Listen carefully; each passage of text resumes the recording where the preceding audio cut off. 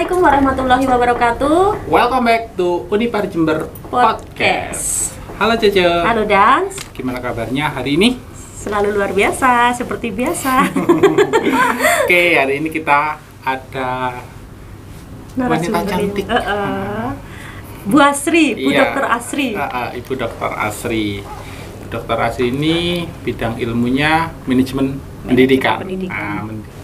Dan sekarang menjadi wakil dekan di Fakultas Saintek.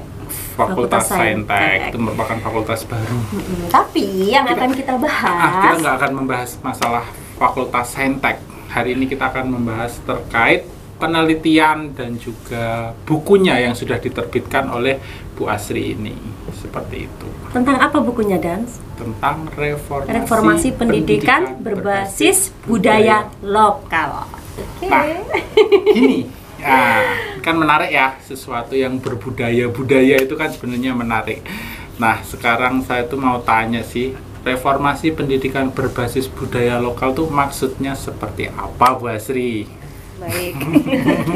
Ya, jadi reformasi pendidikan ini merupakan amanah ya dari Undang-Undang Nomor 22 Tahun 1999 tentang Oke. reformasi pendidikan.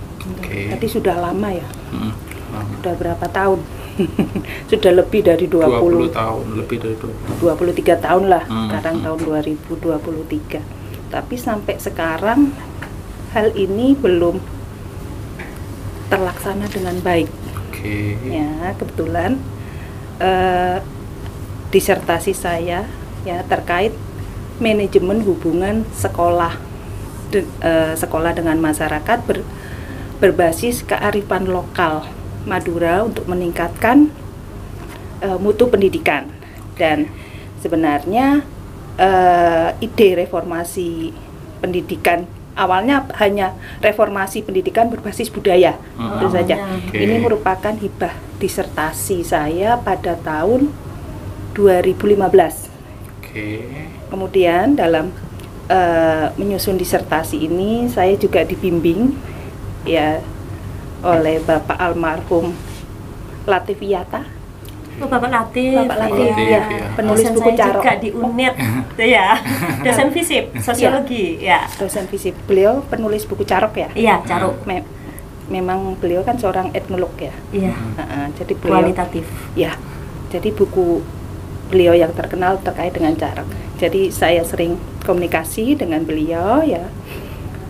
Akhirnya beliau menambahkan kata lokal. Ya, jadi reformasi pendidikan berbasis budaya lokal. Ya, jadi di sini intinya di samping amanah Undang-Undang Nomor 22 Tahun 1999 ini juga merupakan amanah Undang-Undang Nomor 20 Tahun 2003 ya. Nah, di situ terkait dengan otonomi pendidikan. Otonomi pendidikan. Jadi ini merupakan tuntutan dari pemerintah daerah agar pemerintah pusat melaksanakan pendidikan berbasis keunggulan lokal. Oke. Ya, terkait budaya lokal ini sebenarnya kan bentuknya, wujudnya. Nah, di dalam budaya lokal ini terkandung nilai. Ya. Nah, nilai yang terdapat ini kita namakan sebagai kearifan lokal. Ya, seperti gini, ibarat ada singkong ya. Singkong itu kan wujudnya macam-macam ya. Iya. Bisa dibuat tape, suar-suwir, ya. roll tape. Tapi di situ kan ada nilainya. Nilainya apa? Singkong gitu. Iya. Bisa dibuat lemak. Ya. Singkong. Jadi lapar saya. Oke. Ya, jadi itu. Oke. Untuk reformasi, kata reformasi itu berarti kan berharap ada perubahan ya, Bu Asri ya. Nah, perubahan yang dimaksud dalam pendidikan ini yang dipilih adalah Kalisat, nggih. Ya, Kalisat. Apa yang menjadi alasan menemukan sesuatu kah untuk diteliti di Kalisat? Ya, karena berbasis kearifan lokal Madura untuk Jember ya, kan kecamatan Kalisat ya, di sana mayoritas Etnisnya Ya. dari Madura. Etnis Madura. Sebenarnya ketika saya terjun penelitian di sana ya itu sangat menarik. Sehingga saya pengen sebenarnya ini dituangkan menjadi film. Menjadi sebuah Menariknya. film unik ya, unik di sana bagaimana sebenarnya apa namanya kita sebagai pendidik harus bisa menangkap kearifan lokal. Jadi gini, pengertian kearifan lokal adalah agar kita mudah menangkapnya ya Bu Eki, karena kan banyak ya pengertian kearifan lokal. Jadi gini, cara menyikapi sesuatu berdasarkan budaya setempat. Oke. Nah, jadi Kultur disesuaikan berarti ya, Bu, ya? disesuaikan dengan Ah, ah. budaya setempat. iya, bukan tiap kota, tiap kecamatan bisa saja berbeda. Cara menyikapi sesuatunya itu luas ya. Ya, jadi ada ketika saya wawancara dengan narasumber itu kebetulan beliau adalah seorang guru ya, guru di SMA Kalisat dan juga ketua komite ya di SMP Negeri 1 Kalisat.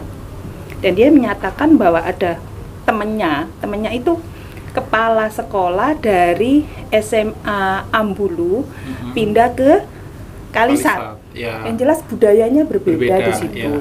Ya. Ya. Nah, guru tersebut itu curhat ya, mengeluh. Mengapa sih orang Kalisat tidak seperti orang Ambulu?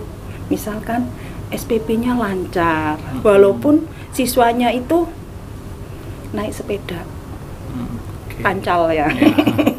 Berbanding terbalik dengan di Kalisat. Ah, Sepeda motornya bagus-bagus, tapi kok SPP-nya terlambat. Sehingga dia berangkat bagaimana sih mengubah orang Kalisat menjadi seorang Ambulu. ya seperti masyarakat Ambulu. Ini kan cara pikir yang keliru menurut saya. Iya. Kan tidak mungkin kita mengubah etnis itu. Iya. Karena bagaimanapun masyarakat Madura yang ada di Kalisat itu mempunyai keunggulan. Iya. Mereka itu suka karnaval. Ya. Jadi ketika misalkan untuk membeli buku saja 7.500 keberatan, sangat keberatan. Sangat keberatan. Tapi ketika ada karnaval 750 mereka mau membiayain. Cash langsung. Iya, itu pun orang tuanya ikut. Sehingga ada suatu kebanggaan. Ya, makanya tidak heran sebenarnya Jember punya event ya, GFC ya. GFC. Peserta terbanyak itu dari Kalisat. Mhm. Ya, karena mereka mau mengeluarkan biaya sampai 8 juta, 10 juta untuk mendesain itu. Oke. Iya, demi suatu apa? Kebanggaan. Ya ini tentu kita melihatnya dari segi hal yang positif ya. Iya. Masyarakat Madura yang ada di Kalisat ada keunikan seperti itu, keunggulan. Jadi kita melihat hal-hal yang positif. Mhm. Menarik itu untuk karena perbedaan cara pandang mereka Betul. ya terhadap sesuatu yang berbeda itu Iya. mungkin tertarik ya untuk diteliti oleh Bu Asri ini. Iya, iya. Kemudian dari itu yang didapat seperti apa makna yang didapat dari pengamatan itu Bu Asri? Ya, bahwa kembali lagi tadi ke amanat ya undang-undang, kita perlu melaksanakan ini karena notabene adalah negara kita adalah negara yang multikultural Iya. ya, berbeda-beda sukunya, beratus-ratus jumlah sukunya. Kita melihat itu bukan kelemahan suatu suku, tapi kelebihan. Ini akan menjadi sesuatu hal yang Unik. ya unik, menjadi Berbeda. kekuatan malah ya. Bhinneka Tunggal Ika. Kita akan menjadi kuat dengan keistimewaan masing-masing suku tersebut. Pasti ya, baik suku maupun setiap orang pun punya kelebihan dan kekurangannya. Di sini saya berusaha menonjolkan kelebihannya, kekuatannya. Ya insya Allah kalau ini diterapkan dalam pendidikan, jadi saya terus melakukan penelitian, jadi menghubungkan antara manajemen pendidikan dan teknologi pendidikan. Nanti masuk ke kurikulum ya. Oke. Jadi ada kurikulum ideal, berarti kurikulum yang tertuang dalam RPP, dan hidden kurikulum tersembunyi. Ya ini berupa kebiasaan. Ya, jadi sebenarnya ini reformasi pendidikan ini menggunakan filsafat Ki Hajar Dewantara. Mungkin ini jarang terekspos terkait pendidikan berbasis kemasyarakatan. Jadi di situ ada petunjuk sebenarnya kalau negara kita ini mengikuti pemikiran Ki Hajar Dewantara. Sebenarnya beliau itu menurut saya itu sangat hebat ya. Beliau bisa meramalkan hal-hal yang akan terjadi berapa ratus tahun yang akan datang. Jadi filosofi dari Ki Hajar Dewantara tentang pendidikan berwawasan kemasyarakatan adalah seperti ini. Yang pertama, segala alat, upaya dan cara pendidikan harus dikembalikan kepada kodratnya. Yang pertama. Yang kedua, kodratnya itu melekat pada budaya yang ada di masyarakat. Ya, kemudian yang ketiga, masyarakat itu bersifat dinamis. Ya, berubah terus karena perkembangan zaman. Karena apa? Karena adanya pergaulan antar bangsa. Ini beliau kan sudah meramalkan adanya globalisasi. Nah, yang keempat, sehingga di sini diperlukan kajian mendalam tentang masyarakat. Jadi ini menurut saya sebenarnya sudah menjadi menjadi petunjuk bagi bangsa Indonesia dalam melaksanakan pendidikan ya. Berarti di sini kan pendidikan dan kebudayaan tidak bisa dipisah. Tidak bisa dipisah. Menjadi satu kesatuan. Ya, jadi itu. Oke. Kemudian ini sekilas saya membaca sedikit Bu Asri tentang buku Ibu. Jadi ada kalimat mengenai pengintegrasian nilai-nilai kearifan lokal etnis Madura.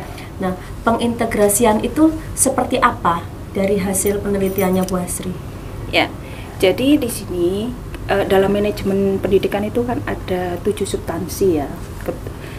Di antaranya ada manajemen kurikulum, manajemen siswa, manajemen tenaga pendidik, manajemen keuangan, manajemen layanan khusus, manajemen kurikulum. Kebetulan saya ini ngambil manajemen humas ya. Dan ini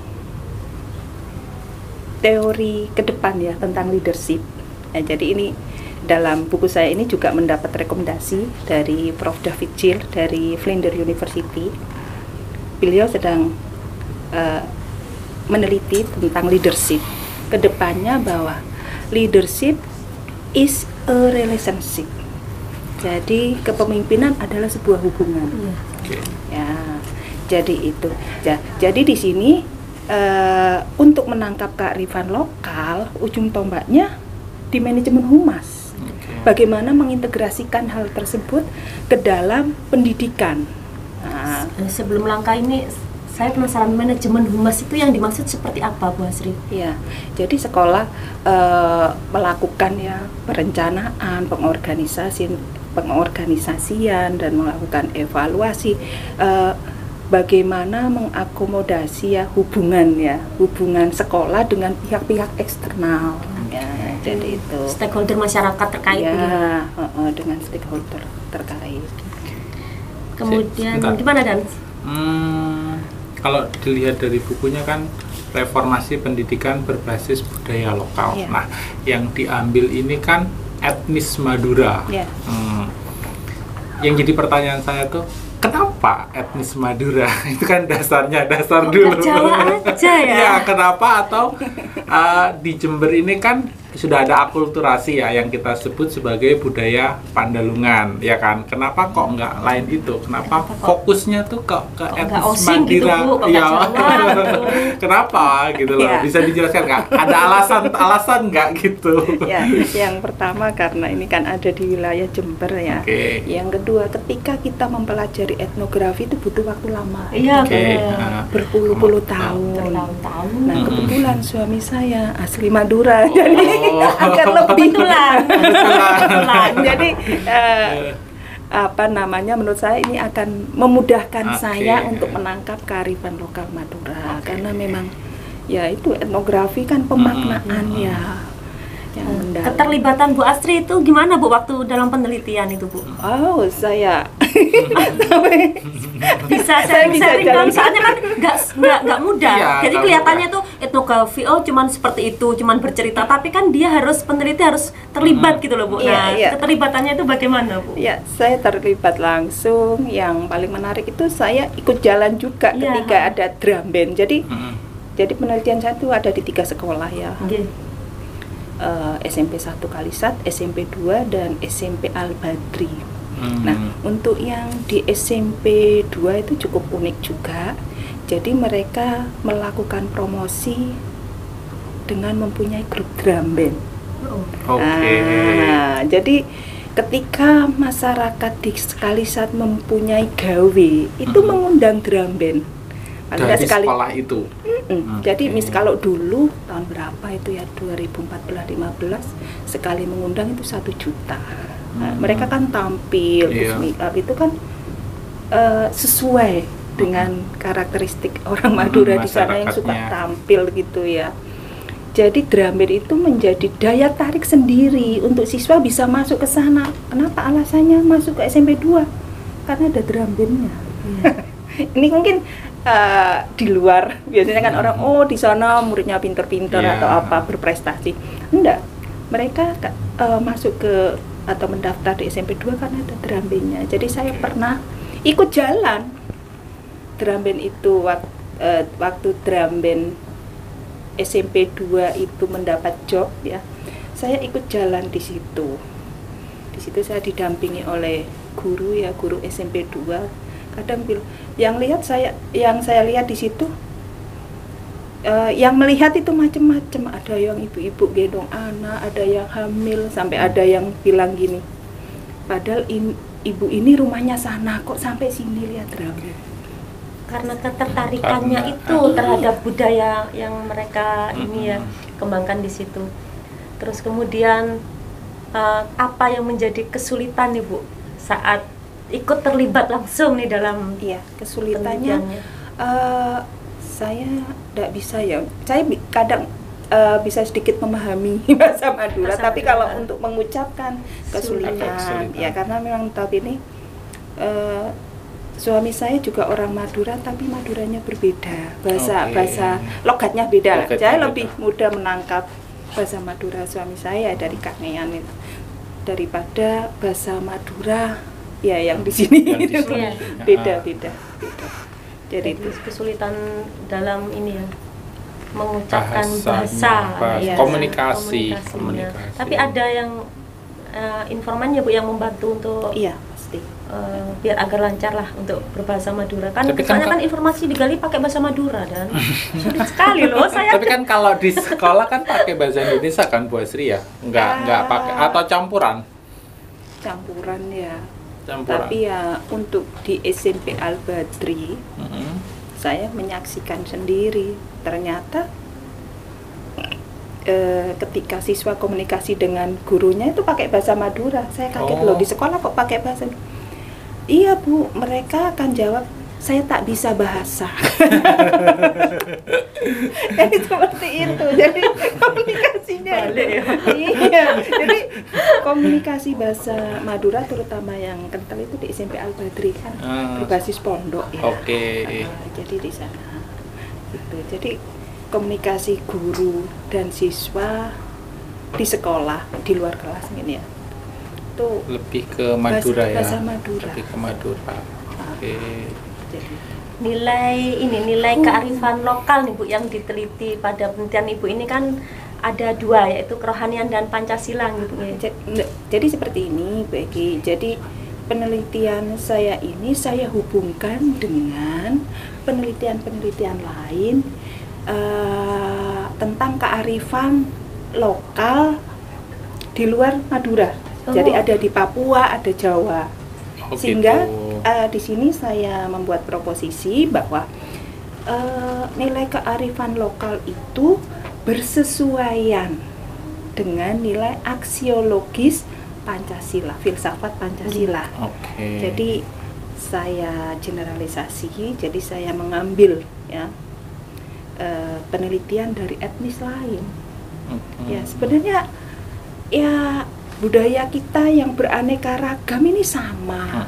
Nilainya sama ya, walau bentuknya beda gitu loh. Seperti tadi saya katakan singkong tadi itu. Kalau yang di Kalisat ini gimana Bu nilai aksiologisnya ini Bu untuk Ya, jadi gini ada 4 nilai. Jadi kalau di filsafat Pancasila itu kan ada nilai material, nilai vital, dan nilai kerohanian. Dan nilai kerohanian ini yang sangat penting ditanamkan ke ke anak ya, terutama anak Indonesia, karena ini akan membekali karakter mereka. Nah, jadi nilai kerohanian ini perlu ya, perlu. benteng ya? Iya, ini akan menanamkan jati diri anak. ya.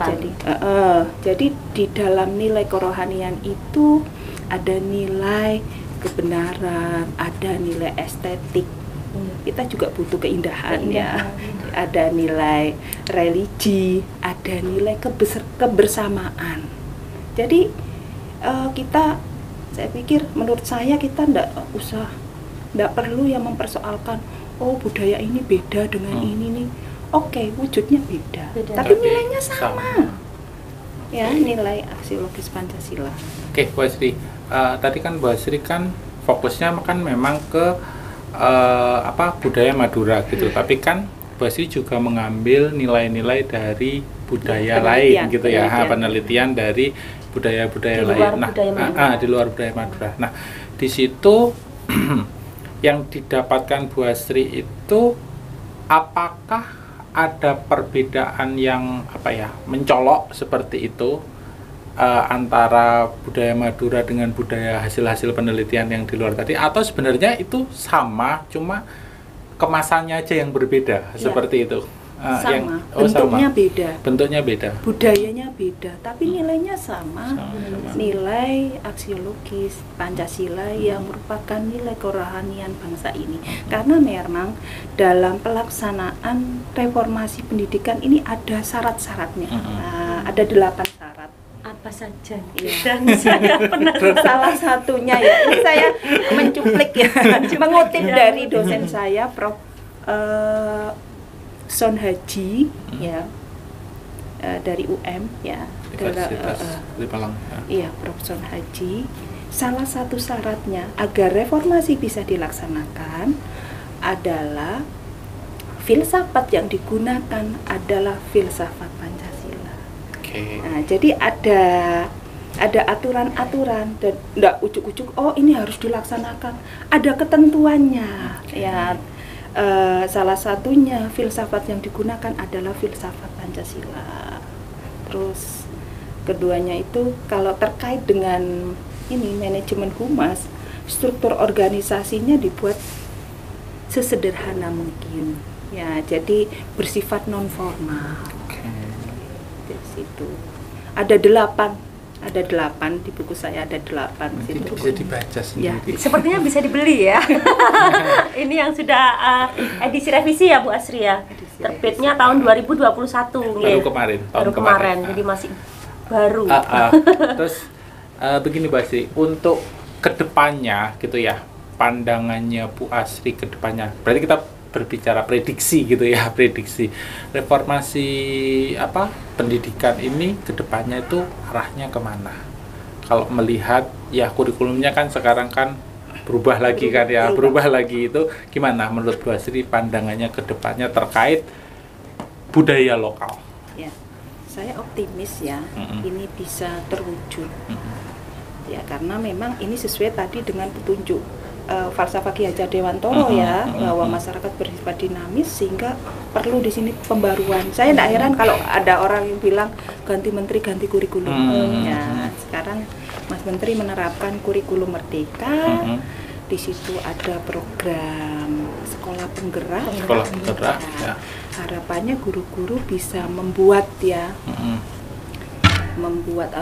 atau menyusun perangkat pembelajaran yang mengakomodasi budaya di sekitarnya. Jadi kira-kira bisa lah ya Bu bisa. Ya? Bisa Jadi lah depannya. tadi penerapannya dalam teknologi pendidikan ya. Jadi apa namanya, dalam ideal kurikulum dan hidden kurikulum. Ya, itu nanti bisa diterapkan. Karena kan kita nggak memungkiri ya, karakter masyarakat kita kan ganti kurikulum. Terus ya semuanya diganti gitu kan, itu nggak melihat sampai ke dalamnya gitu kan, hanya melihat kayak casingnya aja ibaratnya kan seperti itu. Padahal kan sebenarnya kan ganti kurikulum kan juga ada pertimbangannya juga gitu. Iya.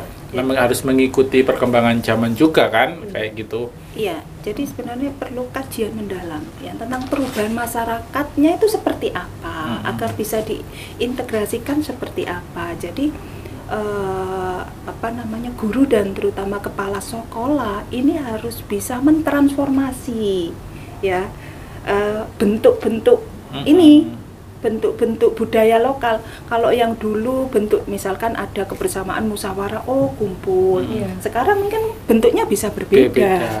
Disesuaikan dengan kondisi saat ini yang terjadi.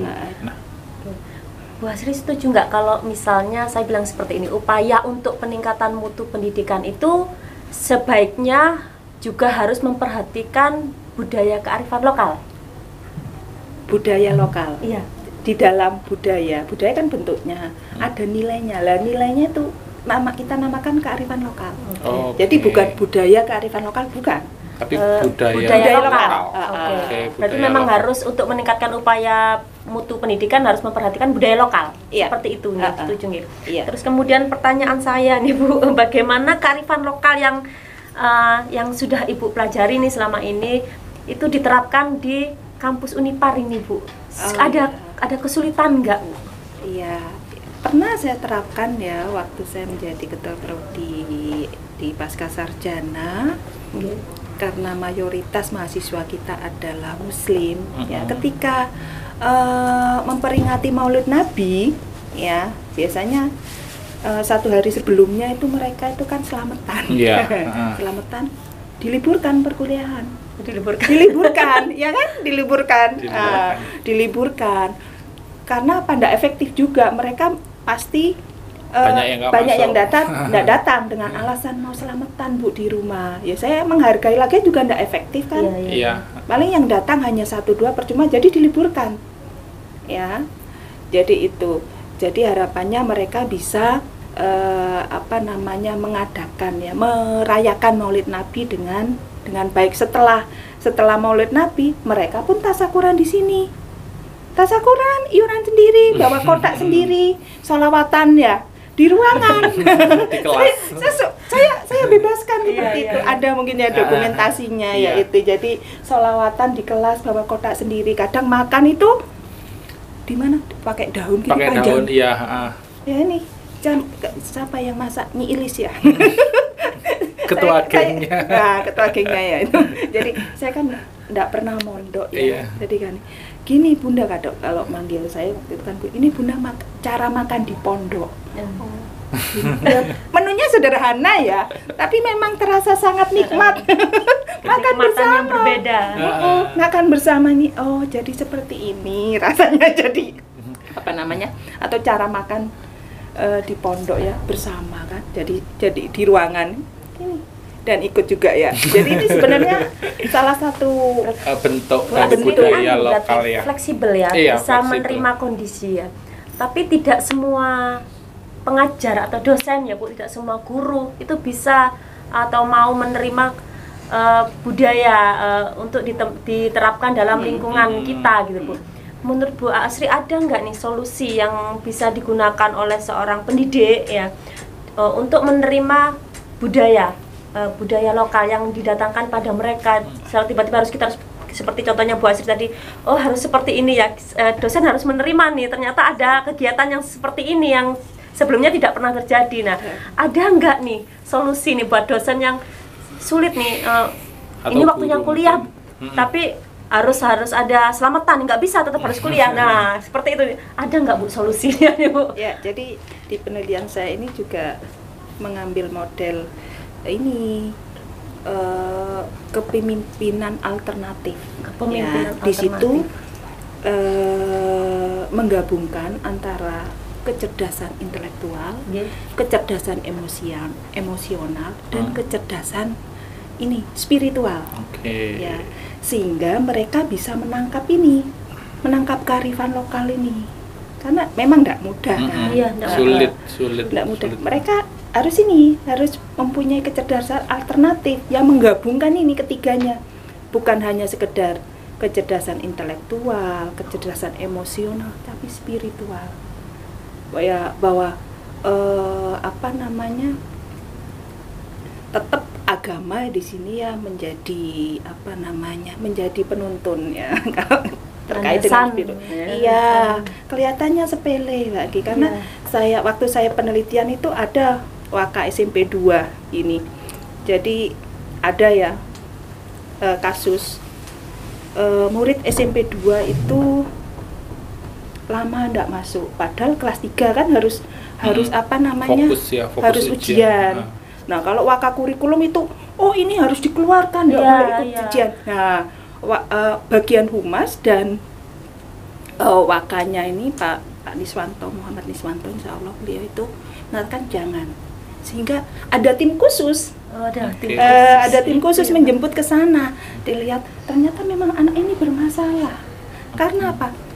Ayahnya nyalonkan kalebun kepala desa kalah hingga stroke, ibunya sakit-sakitan, sehingga dia itu harus cari ini loh sumbangan keliling. Jadi nggak sekolah karena untuk membiayai ibunya kan. Nah di situ dia dapat fee misalkan 10%, misalkan bisa mengumpulkan 100.000, 10.000 dia dapat. Nah, melihat itu makanya pihak sekolah ini membantu tiap bulan uang saku tiap hari 15.000 dari iuran guru-guru. Ternyata Pak Liswanto ini punya filosofi seperti ini. Ketika ada gelas diisi air, ya, diisi air terus.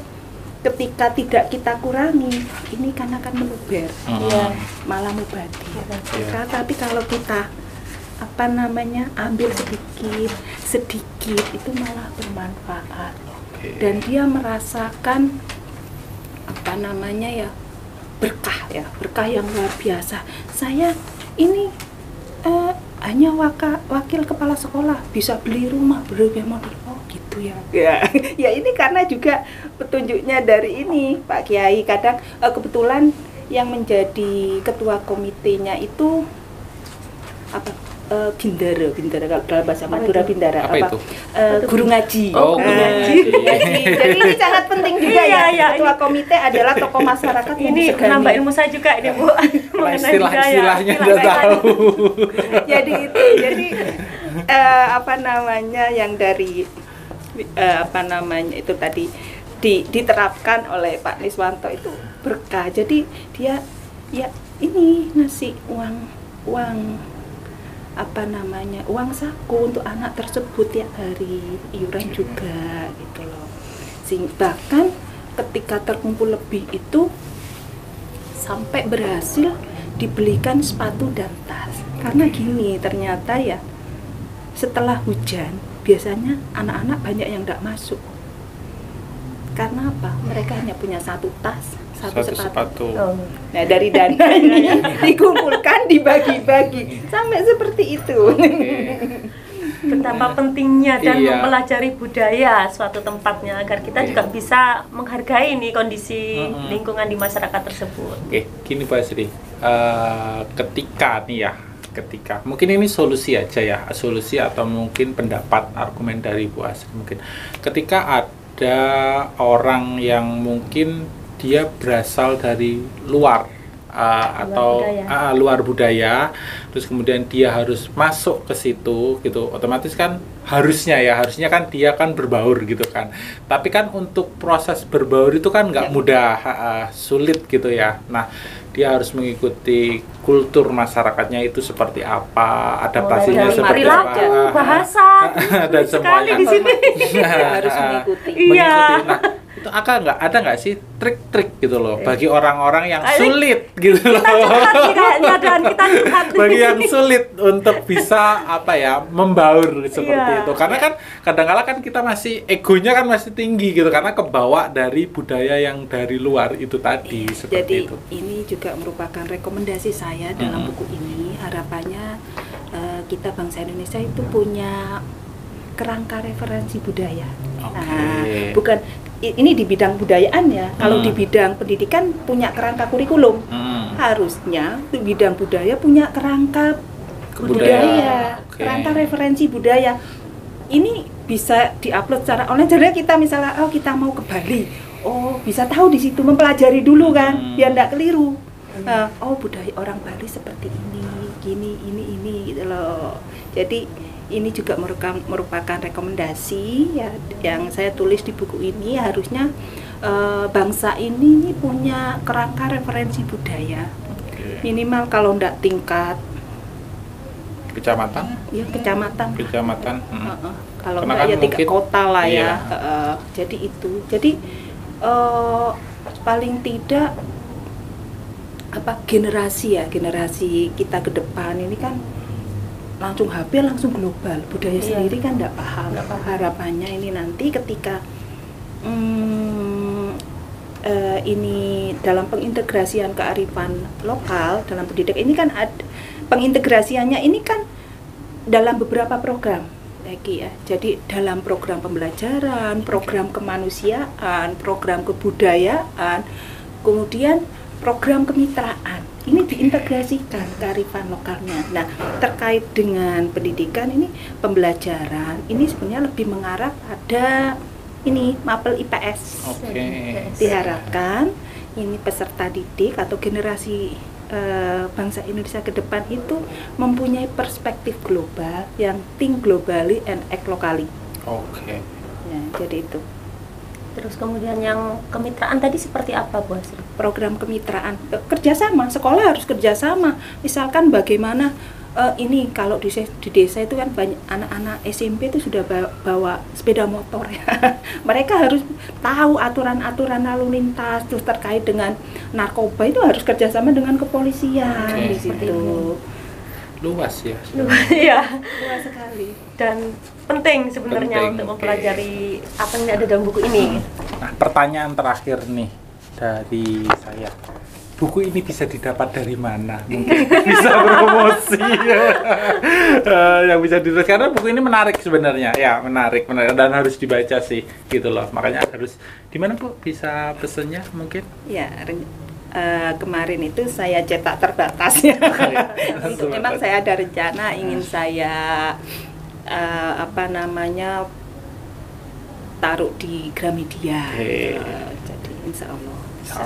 Atau mungkin bisa ada link di bawah. Ada link di bawah kontak person untuk bisa membeli. Ada satu pertanyaan dari saya, Bu Asri. Enggak terakhir ya? Terakhir dari saya, bukan dari Pak Dedi. Ini apa harapan Bu Asri nih sebagai dosen yang meneliti mengenai budaya lokal nih, kearifan lokal yang sudah Ibu pelajari di sini sebelumnya untuk membentuk karakter mahasiswa di Unipar ini, ada harapan seperti apa, Bu Asri? Ya, Karena kalau yang di kampus ini kan bermacam-macam budaya yang datang nih, mahasiswanya latar belakang budayanya beda-beda nih, Bu. Untuk menghargai itu sulit, untuk bersosialisasi itu juga sulit nih, Bu. Nah, harapannya Bu Asri mengenai mereka ini, Bu, sebagai untuk mahasiswa yang memiliki karakter ini seperti apa seharusnya? Ya ini tadi. Mahasiswa mempunyai perspektif global yang think globally and act locally. Mereka memahami budaya sendiri. Jadi ini tadi saya sampaikan bahwa kearifan lokal itu cara menyikapi sesuatunya dalam tanda kutip ya, sesuatunya macam-macam berdasarkan budaya setempat. Ya, misalkan mereka ada di Kalisat, tahu budaya yang seperti apa, akan sangat berbeda dengan Ambulu. Mahasiswa nah dalam perspektif global juga perlu bukan hanya sekedar wawasan tapi juga kesadaran. Nah kesadaran di sini jadi ada 3 hal yang melandasi perspektif global. Ada nasionalisme, ya, kemudian norma dan budaya, yang ketiga agama. Ini akan Membentuk karakter ya, gitu menjadi ya. landasan perspektif global mereka. Mereka tidak akan tersesat misalkan ada organisasi-organisasi yang Pikirannya tidak baik yang karena ada mempengaruhi nasionalisme. perkembangan, Nah, ini kan iya paham. jadi itu. Jadi itu Ya, kuncinya. ibarat seperti di mana bumi diinjak di situ langit dijunjung, seperti itu Bu ya. Kita memang harus menyesuaikan gitu loh di mana kita berada, seperti itu. Oke. Kita aja. Menarik, ya. Menarik. Oke. Terima kasih Bu Asri sudah mau Terima kasih datang Bu, di sini. berbagi pengalaman. Mungkin next Berbagi kan ilmu ada juga. episode keduanya Episode juga kedua. kan, khusus untuk Bu Asri, karena bukunya ini kan perlu dibahas lagi lebih dalam lagi. Ingin mengupas lebih dalam lagi seperti itu. Betul. Iya. Gitu aja, terima kasih untuk podcast kali ini dan Sampai ketemu di podcast selanjutnya. Salam Salam podcast.